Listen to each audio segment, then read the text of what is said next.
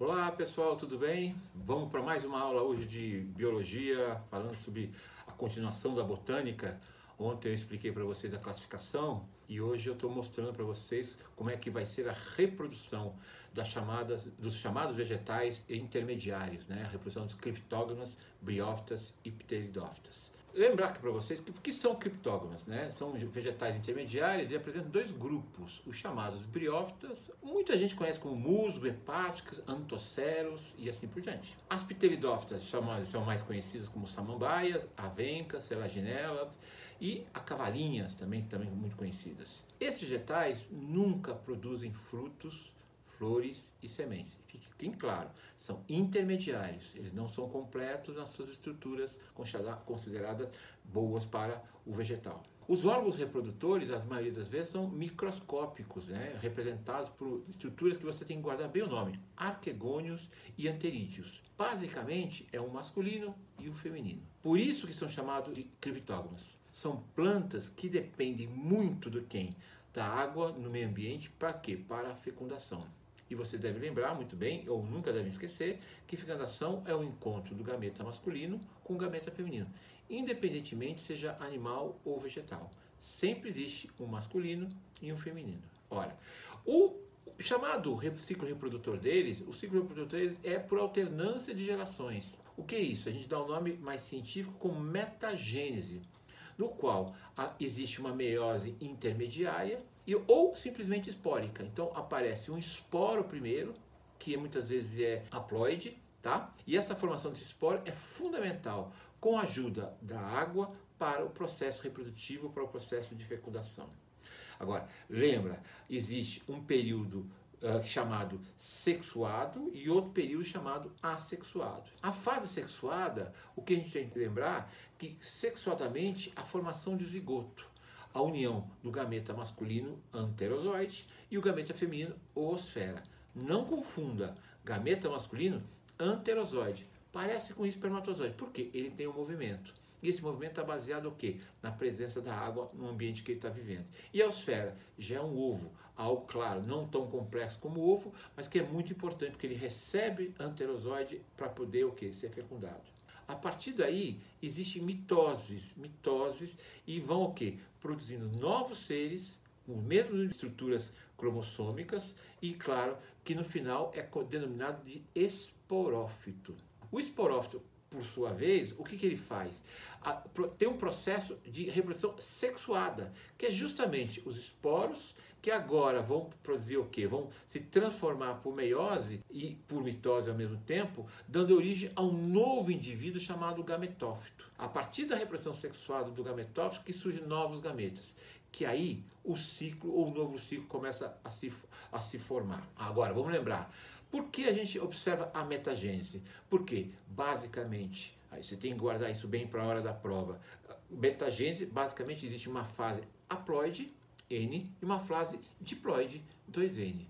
A fase diploide, existe uma planta assexuada, chamada esporófito. A fase haploide é uma planta sexuada, chamada gametófito.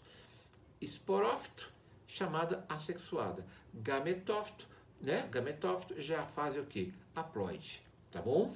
Quanto a um pouco mais evoluída vegetal, as briófitas, e aí vocês conhecem algumas briófitas são mais populares, como os musgos, até as hepáticas, né? Elas são conhecidas por quê? Porque são plantas muito primitivas, na maioria das vezes sempre estão em ambientes sombreados e bastante úmidos. É só lembrar muitas vezes, quando você vê aquele musgo na pedra, que você vai lá na cachoeira, ou naquela floresta, aquele mato, onde no chão tem muito. Por quê? Porque ele precisa da água para reproduzir. A água é fundamental no processo reprodutivo dele. Lembra disso. Esse grupo de vegetais precisa da água, senão ele não se reproduz e ele morre. E acabando morrendo, ele não consegue ter essas atividades chamadas atividades vegetais. Eles, na maioria das vezes, ou melhor, em todas as vezes, eles até podem aparecer não só em terreno úmido, mas também na água doce. Você nunca vai encontrar nenhum tipo de briófita em água salgada ou água marinha, tá? Agora, grava bem, briófitas são vegetais menores, né, que não têm flores, frutos e sementes, tá? Por serem pequenos, eles também têm uma característica muito importante, que é o desprovimento do quê? Dos tecidos vasculares. São os canais que levam a seiva bruta e trazem a seiva elaborada. Sendo pequenos, a passagem é feita de célula para célula, por diferença de concentração. A gente chama isso de osmose, tá? Agora, você vai considerar o quê? Que nesses vegetais você encontra a nítida geração, a alterna geração, a metagênese, apresenta claramente um gametófito vegetal verde, muito complexo e muito duradouro. Ele é quase o permanente. Ele é um período onde meio a meio ele está bem desenvolvido. Enquanto o esporófito vegetal é reduzido, é transitório. E ele muitas vezes ele depende do gametófito. A gente até diz que ele é um parasita, então ele depende de um o quê? De um hospedeiro. Os gametófitos, para quem não sabe, são aquelas estruturas que possuem órgãos reprodutores, representados por quem? Palavras mais chatas, arquegônios e anterídeos. Lembra, arquegônios é a produção de oosfera e anterídeo produz o quê? Anterosóide, um masculino e um feminino. Ora, como eu disse, arquegônio e feminino são muito pequenos, tá? Apresentam uma forma de garrinhas, apenas isso. No interior do arquegônio você vai encontrar a oosfera. O que é a oosfera mesmo? Gameta feminino. Cada arquegônio produz apenas uma oosfera, porque o processo reprodutor dele é muito certeiro. Ele espera o anterosóide fecundá-lo sem problema nenhum. Agora, depende do ambiente úmido ou aquático doce que você vai encontrar mais esses vegetais. Então, quando você vai lá, por exemplo, para um rio, para um riacho, para uma cachoeira, né, ou para aquelas matas um pouco mais densas, você encontra muito musgo aonde? Grudado ou no chão ou grudado no pé da árvore que a gente chama, tá? Os anterídeos, como vocês já sabem, os anterídeos, órgãos masculinos. Anterosóide, o que são? O que? É o gameta masculino. Ele normalmente, o anterídeos, né, tem células espiraladas, providas o quê? De flagelos. Nesse caso, são 2 flagelos. É importante lembrar que esses 2 flagelos acabam permitindo a movimentação do quê? Desse anterosóide, que vai em direção do quê? Da oosfera. Existe, obviamente, o que a gente chama nesse processo um quimiotatismo, um processo de movimento por química. Então, ele é atraído por quem? Óvulo da espécie do que ele precisa se reproduzir.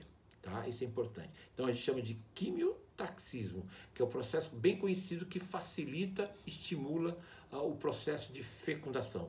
E o que é fecundação, gente? É o processo do quê? Do encontro do gameta masculino com o gameta feminino. Não confunda isso. Atividade sexual com fecundação, tá? Fecundação é o quê? O encontro dos gametas masculino e feminino, e atividade sexual é o ato sexual em si, que a gente pode dizer. Geralmente, né, existe uma haste para facilitar o quê? O processo reprodutor. Para facilitar o quê? Uma região dilatada que vai permitir que a cápsula do esporângio fique em cima, por ser mais pesada.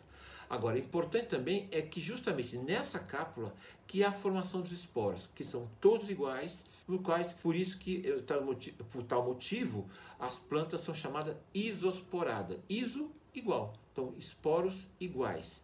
Esporos são importantes no período reprodutor desse vegetal, que é o período que ele é diploide. Os musgos, muitas vezes, para um esporo crescer, ele tem que germinar, e aí sim vai haver a formação dos filamentos verdes, ramificados, né, que são septos inclinados, que tem o nome de protonemas. E é importante lembrar que esses protonemas facilitam o processo da disseminação desses esporos, tá? E a partir disso também o que vão formar as gemas. E as gemas, obviamente, vão formar mais para frente o que a gente chama de gametófitos. Cada um desse protonema produz muitos gametófitos. Um protonema, vários gametófitos. É importante você lembrar disso. Agora, vamos lembrar daqui para frente. Como é que eu desenho? Como é que é o esquema? Olha a figura número 2. Como é que ele fica? O talo. É um tipo de uma hepática mais simples, onde tem o quê? O chapéu.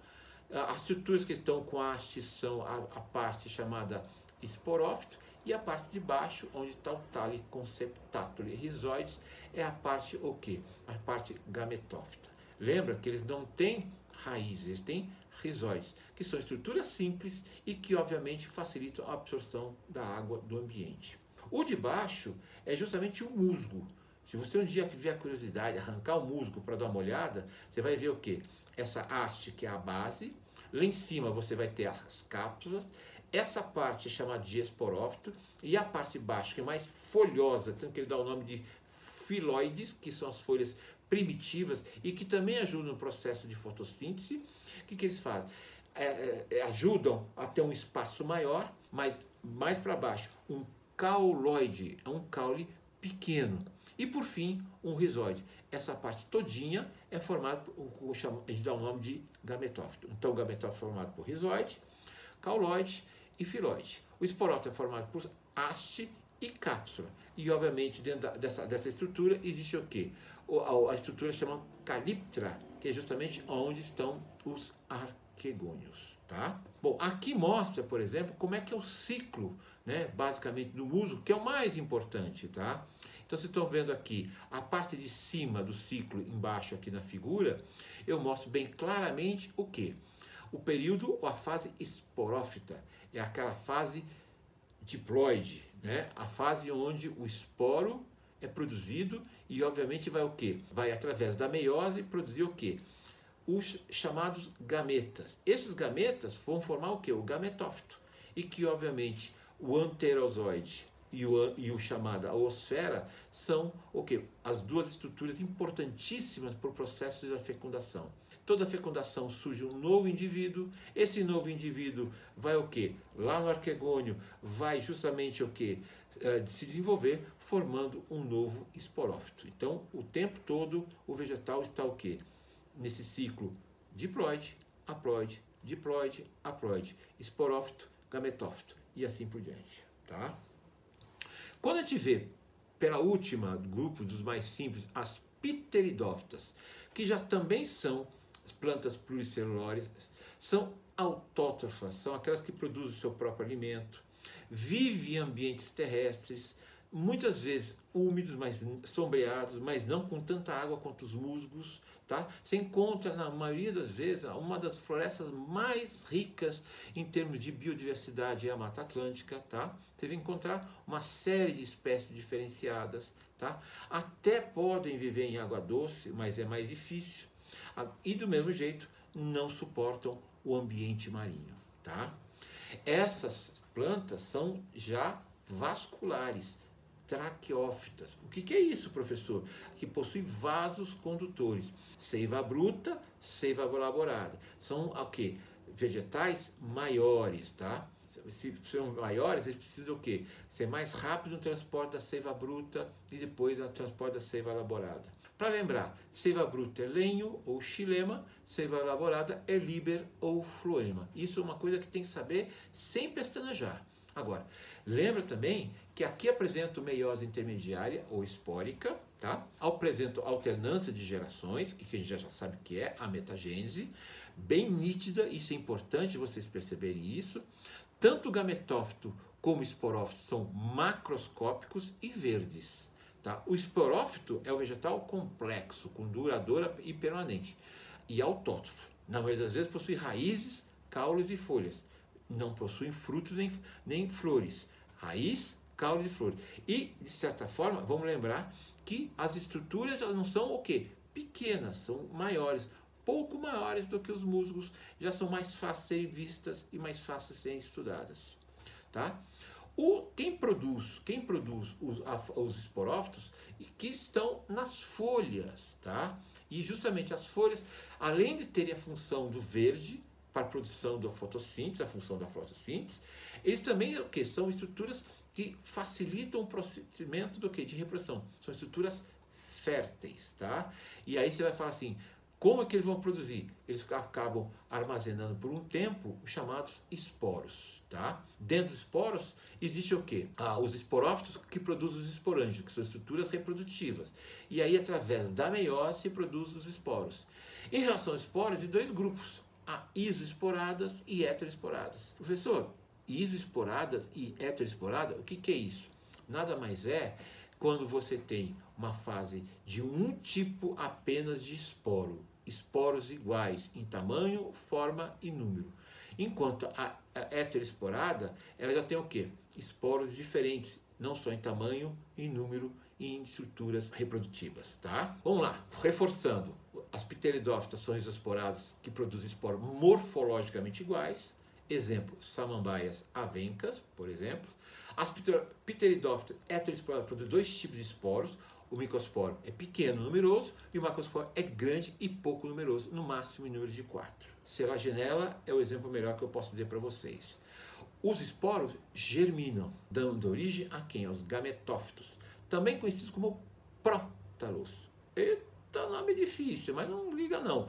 Gametófito. Gametófito vem do esporo. O esporo, o que? Foi germinado. Muito bem.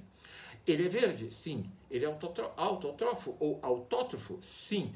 Produz seu próprio alimento? Sim. Vive na água? Sim. Ou melhor, vive em um ambiente úmido? Sim. E, acima de tudo, essas estruturas são achatadas, tanto que recebe o nome de quê? De vegetais laminares. Rizoides são quase raízes bem propriamente ditas, ficam sempre na fase inferior, perto da onde? Do solo, da terra úmida, para captar o quê? A chamada seiva bruta. Tá? Agora, vamos lembrar também que aqui as estruturas também são induzidas pelo vento e pela água através do quê? Do quimiotactismo. Porque o fenômeno que atrai o masculino para o feminino. Isso é uma coisa que você tem que guardar bem. Sempre o masculino vai ser atraído pelo feminino, tá? Sempre o gameta masculino é atraído pelo feminino. Por quê?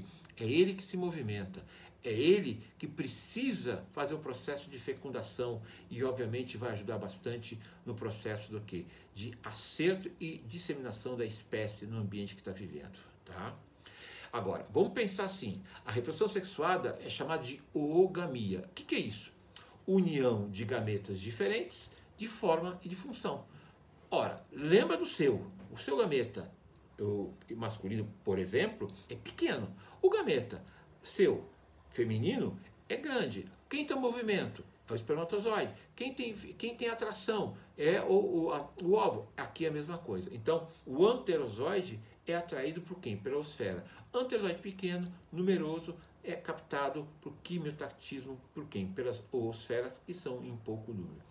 Então você tem uma série de exemplos aqui importantes de classes que se dividem as pteridófitas, tá? Claro, você vai perguntar por tamanho, por diferenças morfológicas, diferenças das folhas, e aí você vai encontrar exatamente 4 que são, a gente chama de, genericamente, de samambaias ou avencas, tá? Alguns gêneros conhecidos, por exemplo, a dávila, chamada renda portuguesa, a Dictossonia, a samambaiaçu ou xaxim, todo mundo já ouviu falar, né? A Nephrolepse paulistinha, a Platycerium, a chifre de viado, e Polobium é samambaia de metro. O Adiantum é a venca. Todas são muito conhecidas por vocês. E é muito importante agora lembrar o seguinte, a parte biológica da botânica, é importante lembrar a diferenciação entre uma estrutura que é uma reprodução espórica e divisão gametófica, tá? São o quê? Estruturas e períodos reprodutivos diferentes. Isso guarde muito bem. Entendeu isso? Achou legal? Não entendeu? Quer compreender mais? Não tem problema. Antes de mais nada, não esquece de dar um like no meu canal, nessa aula, se inscrever e compartilha, porque eu tenho certeza que o vestibular está aí, o Enem está aí e nós vamos muito bem com esses estudos aqui. Tchau!